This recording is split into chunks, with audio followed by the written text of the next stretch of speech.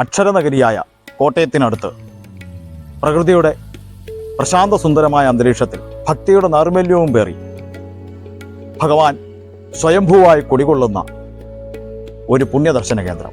അതാണ് മാങ്ങാനം തേവർകുന്ന് സ്വയംഭൂ മഹാദേവ ക്ഷേത്രം. ഭഗവാനോടൊപ്പം ദേവിയും പരിവാരങ്ങളും ഭക്തർക്ക് അനുഗ്രഹം ചൊരിയുന്ന ഈ പുണ്യദർശന കേന്ദ്രത്തിലെ കാഴ്ചകളിലേക്കും വിവരങ്ങളിലേക്കും നമുക്കൊന്ന് പോകാം.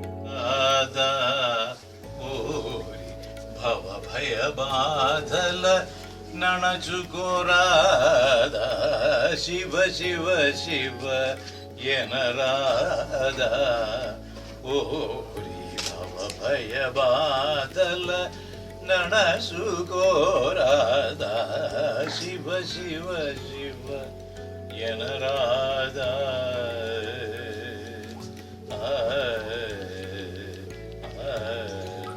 എൻ്റെ പേര് ശങ്കരനാരായണൻ നമ്പൂതിരി. ലാപ്പള്ളി ഇല്ലെന്നാണ് ഇല്ലപ്പേര്. ഇല്ലംവക ഒരു ക്ഷേത്രമാണ് ഈ തേവർകുന്ന് മഹാദേവ ക്ഷേത്രം. ഇത് ഏതാണ്ട് 800 വർഷം പഴക്കം കണക്കാക്കുന്നതിൽ സ്വയംഭൂവാണ് ശിവൻ്റെ ഇതുള്ളത്. ഉമാമഹേശ്വരനായിട്ടുള്ള ശിവനായിട്ടാണ് സങ്കല്പം. അതുകൊണ്ട് തന്നെ വിവാഹ സംബന്ധമായിട്ടുള്ള തടസ്സങ്ങൾ മാറാനും വിവാഹ പൊരുത്തക്കേടുകൾ ഇല്ലാതാവാനും ഇവിടുത്തെ വഴിപാടുകൾക്ക് പ്രാധാന്യമുണ്ട്. ഇവിടുത്തെ ഐതിഹ്യം, ഒരു ഉള്ളാട സ്ത്രീ പൂവ പറിക്കാനായിട്ട് കമ്പി കൊണ്ട് നിലത്ത് മണ്ണിൽ കുഴിച്ചു വന്നപ്പോൾ ഈ ഭഗവാന്റെ തലയിൽ കൊള്ളുകയും അവിടുന്ന് രക്തം കാണുകയും ചെയ്തു. അങ്ങനെ ആ സ്ത്രീയാണ് ഇല്ലത്ത് വന്ന് പറയുന്നു, ഇങ്ങനെ ഈ കുന്നിൻ്റെ മുകളിൽ ദേവരുടെ സാന്നിധ്യമുണ്ട്, വേണ്ട രീതിയിൽ എന്നെ പരിപാലിക്കണം എന്ന് പറഞ്ഞ് അവർ നേരെ ആ കടവിലേക്ക് പോകുന്നത് കണ്ടു. അവിടുന്ന് മാഞ്ഞു പോയി എന്നാണ് പറയപ്പെടുന്നത്. അതൊരു ഐതിഹ്യപ്രകാരം പാർവതി വേഷം മാറി ഇത് കാണിച്ചു തരാൻ വന്നതാണെന്നുള്ളതാണ് സങ്കല്പം, ഒരു വിശ്വാസം.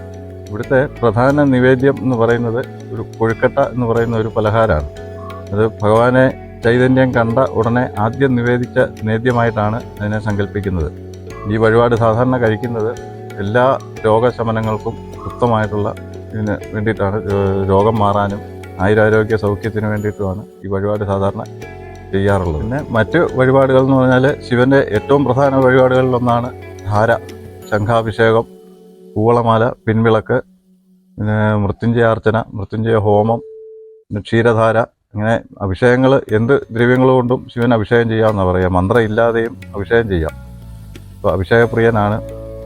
പിന്നെ സാധാരണ ശിവക്ഷേത്രങ്ങളിൽ ചെയ്യുന്ന എല്ലാ വഴിപാടുകളും ഇവിടെയും നടത്താറുണ്ട്. ഇവിടെ ഉപദേവനായിട്ട് ഒരു സുബ്രഹ്മണ്യ സ്വാമിയുണ്ട്.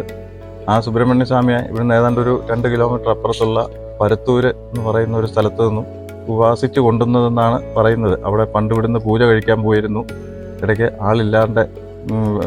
പോകാൻ ആളില്ലാതെ വന്നപ്പോൾ ആ സുബ്രഹ്മണ്യൻ ഇവിടെ പ്രത്യക്ഷപ്പെട്ടു. എന്നെ ഇങ്ങോട്ട് കൊണ്ടുവരാൻ സ്വപ്നത്തിൽ ദർശനം കൊടുത്ത് അങ്ങനെ അവിടുന്ന് ഇവിടെ കൊണ്ട് പ്രതിഷ്ഠിച്ചതാണെന്നാണ് പറയപ്പെടുന്നത്. അവിടെയും ഇതുപോലെ ഷഷ്ടി പൂജ, ഈ സുബ്രഹ്മണ്യൻ്റെ എല്ലാ പ്രധാന വഴിപാടുകളും സാധാരണ ചെയ്യാറുണ്ട്. പഞ്ചാമൃതം, ഭസ്മാഭിഷേകം, കുങ്കുമാഭിഷേകം, അങ്ങനെയുള്ള എല്ലാ വഴിപാടുകളും അവിടെയും നടത്തും. പിന്നെയുള്ള ഉപദേവൻ എന്ന് പറയുന്നത് ഒരു ഭദ്രകാളിയാണ്. ഈ ഭദ്രകാളിയെ ഇല്ലത്ത് പണ്ട് അടുക്കളത്തേവരായിട്ട് പൂജിച്ചുകൊണ്ടിരുന്നു. അവിടെയും ഇതുപോലെ അസൗകര്യങ്ങൾ വന്നു കഴിഞ്ഞപ്പോൾ ദേവഹിതം നോക്കി അത് ക്ഷേത്രത്തിലേക്ക് ഒരു ശ്രീകോവിൽ പണിതിരുത്തിക്കൊള്ളാനുള്ള അനുവാദം കിട്ടി. അങ്ങനെ ആ ഭദ്രകാളിയെ ഉപദേവനായിട്ട് പ്രതിഷ്ഠിച്ചിട്ടുണ്ട്. കൂടാതെ സർപ്പക്കാവിൽ സർപ്പപൂജ, 1000 നാളുതോറും സർപ്പപൂജയും ഒക്കെ ആയിട്ട് സർപ്പക്കാവുണ്ട്.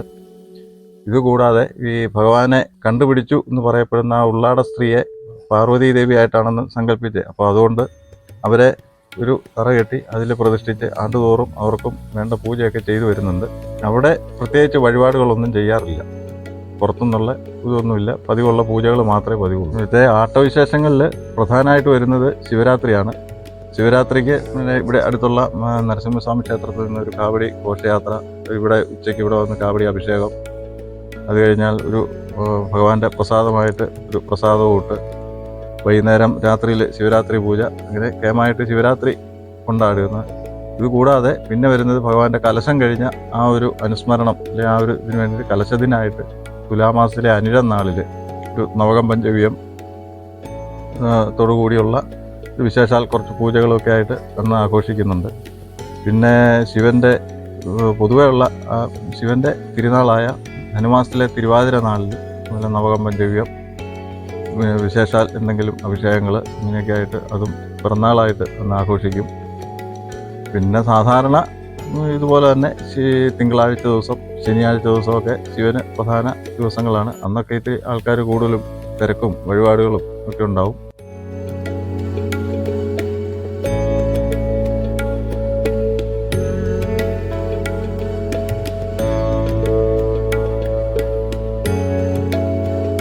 ജഗത് മാതാപിതാക്കളായ ഭഗവാന്റെയും അമ്മയുടെയും അതുപോലെ തന്നെ ഈ പ്രപഞ്ചത്തിലെ സർവ്വചരാചരങ്ങളെയും കാത്തരുളുന്ന സ്വയംഭൂവായ ഭഗവാന്റെ അനുഗ്രഹം ലഭിക്കുവാൻ ഈ പുണ്യദർശന കേന്ദ്രത്തിൽ ഒരു തവണയെങ്കിലും ദർശനം നടത്തി നമ്മൾ ഓം നമഃ ശിവായ മന്ത്രം ജപിച്ചാൽ മതിയാവും.